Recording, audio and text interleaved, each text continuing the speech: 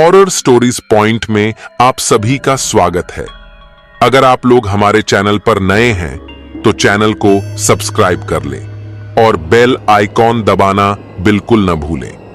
अगर आप अपनी कहानियों को हमारे चैनल के माध्यम से सुनना चाहते हैं तो आप हमें अपनी कहानी व्हाट्सएप के जरिए भेज भी सकते हैं, जिसे हम अपने चैनल के माध्यम से प्रस्तुत करेंगे। तो चलिए शुरू करते हैं आज की एक नई कहानी के साथ। आधी रात का वक्त था। गांव के सभी लोग गहरी नींद में सो रहे थे। भीमा रात के वक्त अपने खेतों की सिंचाई करने की तैयारी कर रहा था, मगर उसकी पत्नी नेहा उसे जाने तक से रोक रही थी। नेहा, अगर आपको अपने खेतों की सिंचाई करनी है तो आप सुबह चले जाइए। आधी रात को जाने की क्या जरूरत है? आप सुन नहीं रहे हैं? कुत्तों के रोने की आवाज लगातार आ रही है। भीमा, खेतों को सिंचाई की जरूरत अभी है और मैं सुबह जाऊं। नेहा, मेरा अभी जाना बहुत जरूरी है, नहीं तो पूरी फसल खराब हो जाएगी और कुत्ते तो रात को अक्सर रोते ही हैं। नेहा, लोग कहते हैं जब भी रात के समय कुत्ते रोते हैं तो उस जंगल के पुराने खंडर के आसपास कुछ अपशगुन जरूर होता है और लोग रहस्यमयी तरीके से लापता हो जाते हैं, जिनका फिर कुछ पता नहीं चलता। भीमा, तुम भी ना नेहा, हद करती हो। मैं इन बातों को नहीं मानता। नेहा, नहीं जी, आप मेरा कहना मानिए। आप आज मत जाइए, मुझे कुछ सही नहीं लग रहा। भीमा, मुझे मत रोको नेहा, मैं अकेला नहीं जा रहा, अपने दोस्त रमेश को भी साथ लेकर जा रहा हूं। इतना कहकर भीमा चला गया। सर्द रात में रमेश और उसका दोस्त भीमा खेतों की सिंचाई करने पहुंच गए। ठंड अपने पूरे सबाब पर थी। उन दोनों ने सर्दी से बचाव के लिए आग जला ली थी। वो दोनों उस मनहूस खंडर से ज्यादा दूरी पर नहीं थे। अचानक उन दोनों के कानों में एक दिल दहलाने वाली चीख सुनाई दी। चीख किसी औरत की थी। चीख सुनकर रमेश के तन बदन में डर की एक लहर सी दौड़ गई। रमेश डरते हुए, भीमा, तुमने कुछ सुना? भीमा, जो अपने नाम की तरह लंबा तगड़ा युवक था, और बोला, हां, मैंने भी वो चीख स्पष्ट सुनी है जो उस खंडर की तरफ से आई है। तभी अचानक फिर से बचाओ बचाओ के साथ चिल्लाने और रोने की आवाजें फिर से सुनाई पड़ी। ये सब सुनकर दोनों सोच में पड़ गए। अचानक मन में कुछ निश्चय कर भीमा ने हाथ में लाठी उठा ली और खंडर की ओर चल दिया। रमेश, ये क्या पागलपन कर रहे हो भीमा? हमें यहां से चलना चाहिए। मुझे कुछ गड़बड़ लग रही है और मैं तो वैसे भी आज रात आने के लिए मना कर रहा था। सिर्फ तेरी वजह से यहां आया हूं। भीमा, चल हट डरपोक कहीं का। जरा सोच कर देख, अगर कोई अबला सच में वहां पर सच में खतरे में हो तो क्या हम उसकी सहायता ना करें? उसे यूं ही छोड़ दें क्या वहां मरने के लिए? भीमा के इस सवाल से रमेश चुप हो गया और भीमा भागते हुए थोड़ी ही देर में उस भयानक जंगल में घुस गया। थोड़ी देर बाद ही वो दोनों ही घने जंगल के बीचों बीच खड़े थे। घने कोहरे में वो दोनों आंखें फाड़ फाड़ कर देखने का प्रयत्न कर रहे थे। इतनी देर में ही एक बार फिर उस औरत की चीखें उन दोनों के कानों में पड़ी। भीमा और रमेश चीख की दिशा में भागने लगे। वो दोनों थोड़ी ही दूर पहुंचे थे कि तभी सामने से कोई बड़ी तेजी से भागा आया और सीधा भीमा से आकर टकरा गया और वो धड़ाम से जमीन पर जा गिरा। उसे टकराने वाली एक औरत थी। डर के मारे वो भीमा से लिपट सी गई और चीखते हुए कह रही थी, मुझे बचा लो, मुझे बचा लो, वो मुझे मार डालेंगे, बचा लो मुझे। इतना कहकर वो भीमा की बाहों में ही अपने होशो हवाश खो बैठी और बेहोश हो गई। भीमा उसकी खूबसूरती देखकर अपनी सुध-बुध खो बैठा और रमेश की तरफ देखते हुए बोला, भीमा, जा जल्दी से पानी लेकर आ, क्योंकि इसे होश में लाना जरूरी है। रमेश, होश में आ भीमा, मुझे कुछ ठीक नहीं लग रहा, जरा गौर कर। यहां इस औरत के अलावा और कोई इंसान मुझे मौजूद नहीं दिख रहा।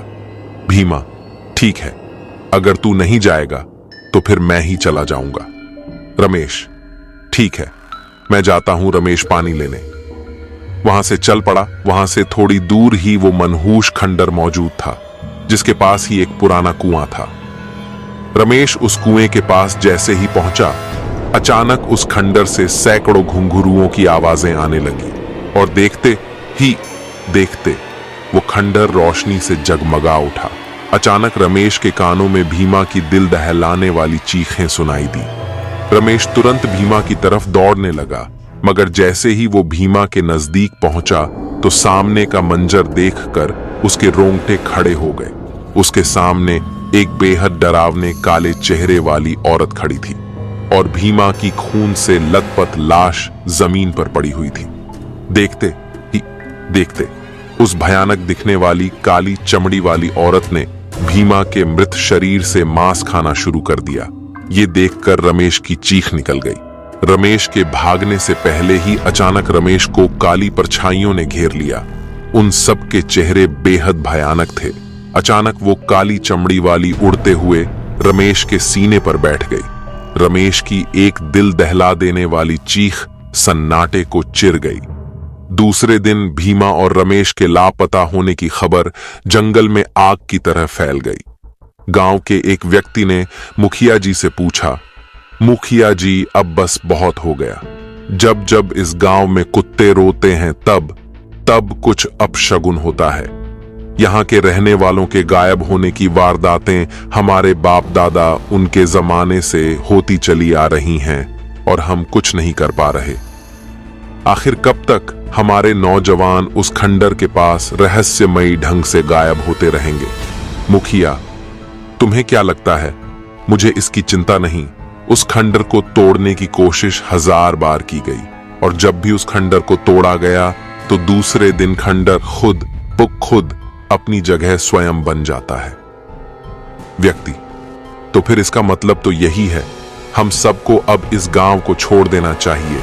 इस राज से पर्दा अब नहीं उठेगा। मुखिया, बहुत से तांत्रिक और बाबाओं ने पता लगाने की कोशिश की, लेकिन वो पता नहीं लगा पाए। कुछ ने तो अपनी जान भी गंवा दी, लेकिन इस बार मैंने बहुत पहुंचे तांत्रिक भैरव को बुलाया है। कहते हैं वो इतना शक्तिशाली है कि भूतकाल और भविष्य काल में भी आसानी से आ जा सकता है। तभी गांव वालों के कानों से तांत्रिक भैरव की आवाज टकराई। भैरव मुखिया के नजदीक आकर खड़ा हो गया। मुखिया ने हाथ जोड़कर बाबा को सारी स्थिति बताई। भैरव, रात हो गई है, ये सही समय है, चलो मेरे साथ। और हाँ, इस गांव में जिसके पास जितना पेट्रोल हो वो सब ले लो और सारे गांव वाले इकट्ठा होकर मेरे साथ उस खंडर पर चलो। इतना कहकर सभी गांव वाले बाबा के साथ उस खंडर में आ गए। तांत्रिक भैरव ने अपनी आंखें बंद कर लीं। भैरव की आंखें बंद करते ही बहुत तेज हवा चलने लगी। क्या आपने अपनी दिव्य दृष्टि से कुछ देखा? भैरव, हाँ, मैंने भूतकाल में जाकर सब देखा। तांत्रिक भैरव चीख कर बोला। भैरव, कालो, उसका नाम कालो है। कई वर्षों से यहाँ के नौजवानों को मारकर उनके शरीर के मांस के साथ उनकी हड्डियां तक खा जाती है। तांत्रिक की बात सुनकर सभी गांव वालों की आंखों में दहशत झलकने लगी। भैरव, ये अंग्रेजों के जमाने की बात है, जब ये गांव क्रांतिकारियों के गांव के मशहूर था। उस जमाने में एक औरत यहां इस खंडर में थी जिसका नाम कालो था। कालो एक बेहद सुंदर और खतरनाक स्त्री थी जिसके न जाने कितने अंग्रेज अफसरों के साथ नाजायज शारीरिक संबंध थे। कालो काला जादू करने में माहिर थी। शैतान को खुश करने के लिए सदैव जवान और सुंदर दिखने के लिए वो गांव की औरतों और मर्दों को अंग्रेजों द्वारा जबरदस्ती पकड़कर उनकी बलि लिया करती थी और बलि देकर वो उन सबका कच्चा मांस खा जाया करती थी। जब इस बात की भनक क्रांतिकारियों को लगी तो उन्होंने कालो को दीवाल में जिंदा चिनवा दिया। लेकिन कालो अपनी आत्मा का सौदा शैतान से पहले ही कर चुकी थी। मरने के बाद कालो एक शैतान बन गई, लेकिन अब उसका वक्त खत्म। इतना कहकर भैरव बहुत तेज आवाज में मंत्र पढ़ने लगा। देखते ही देखते अचानक उस खंडर की दीवार फट गई और उसमें से एक भयानक काली छमद्दी वाली औरत बाहर निकलकर आ गई। कालो, कौन है रे तू? लेकिन भैरव ने उसकी बात का कोई जवाब नहीं दिया। वो बेखौफ होकर कालो के नजदीक चला गया और अचानक भैरव ने कालो का हाथ पकड़ लिया। जैसे ही उसने कालो का हाथ पकड़ा, वो बुरी तरह से चीखने लगी। भैरव, सब लोग इसके ऊपर पेट्रोल डालकर आग लगा दो। सभी ने उसके ऊपर पेट्रोल डालकर आग लगा दी और देखते ही देखते वो कालो जलने लगी और भयानक तरीके से चीखने लगी और फिर कालो धुएं के रूप में परिवर्तित होकर जमीन के अंदर समा गई और वो खंडर अपने आप टूटकर नीचे गिर गया। तो दोस्तों, आप लोगों को यह कहानी कैसी लगी हमें कमेंट करके जरूर बताएं और ऐसे ही कहानी सुनने के लिए हमारे चैनल को जल्दी से जल्दी सब्सक्राइब कर लें।